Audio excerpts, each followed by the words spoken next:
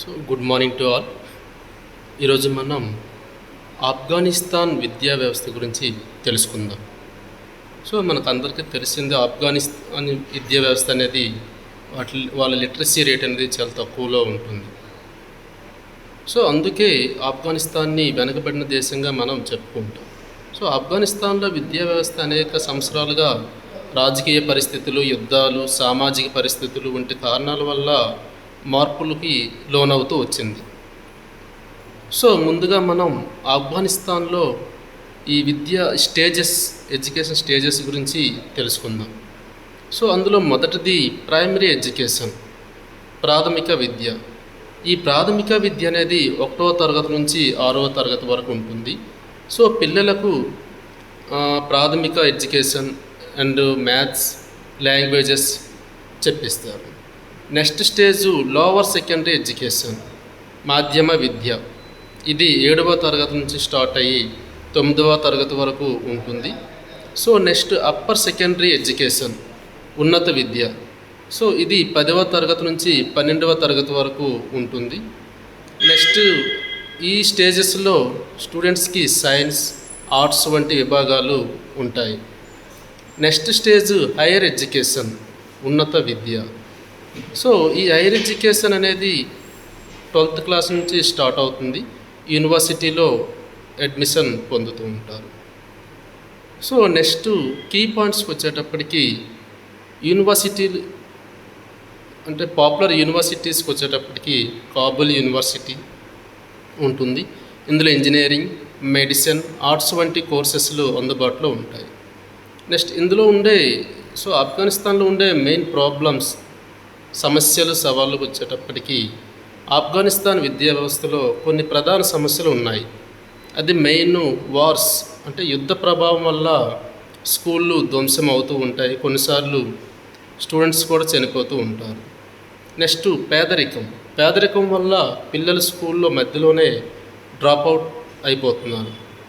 So అమ్మాయిలు ఎడ్యుకేషన్కి వచ్చేటప్పటికి వాళ్ళ తాలిబాన్ పాలన అమ్మాయిలకు విద్యా అవకాశాలు తగ్గుతూ వస్తున్నాయి.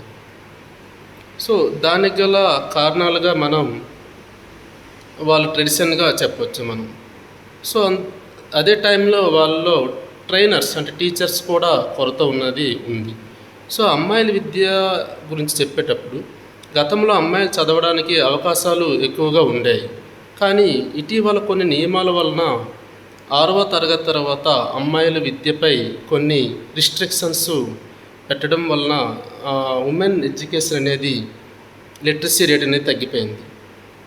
సో ఇటువంటి వెనుకబడిన కంట్రీస్ అయిన ఆఫ్ఘనిస్తాన్లో చాలా కంట్రీస్ ఎడ్యుకేషన్కి హెల్ప్ చేస్తున్నాయి. అందులో యునెస్ఎఫ్ వంటి సంస్థలు విద్యాభివృద్ధికి సహాయం చేస్తూ ఉన్నాయి. సో ఓవరాల్గా ఆఫ్ఘనిస్తాన్ గురించి చెప్పేటప్పుడు ఆఫ్ఘనిస్తాన్లో విద్యా వ్యవస్థ ఇంకా అభివృద్ధి దశలోనే ఉంది. ఎందుకంటే వాళ్ళ ఫైనాన్షియల్ కండిషన్, వాళ్ళ ట్రెడిషనల్ ప్రాబ్లమ్స్ కూడా దానికి ప్రభావంగా చెప్పవచ్చు. సో రాజకీయ పరిస్థితులు విద్యపై పెద్ద ప్రభావం చూపుతూ ఉన్నాయి. అది మనం డైలీ న్యూస్లో అబ్జర్వ్ చేస్తూ ఉంటాం. సో భవిష్యత్తులో స్థిరత్వం ఉంటే విద్యారంగం మెరుగుపడే అవకాశం అనేది చాలా ఉంది. సో అంటే ఎవ్రీ ఇయర్ కూడా కన్సిస్టెన్సీగా లిటరసీ రేట్ని పెంచుకుంటూ పోవాల్సిన అవసరం ఆఫ్ఘనిస్తాన్కి చాలా ఉంది.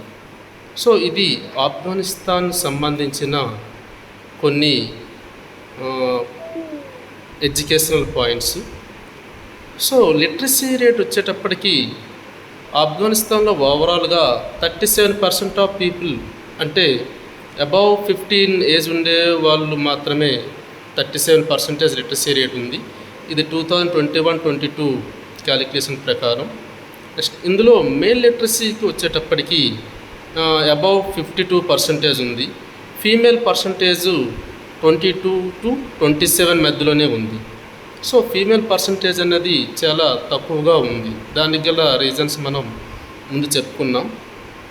సో ఇది ఓవరాల్గా ఆఫ్ఘనిస్తాన్కి సంబంధించిన లిటరసీ రేట్.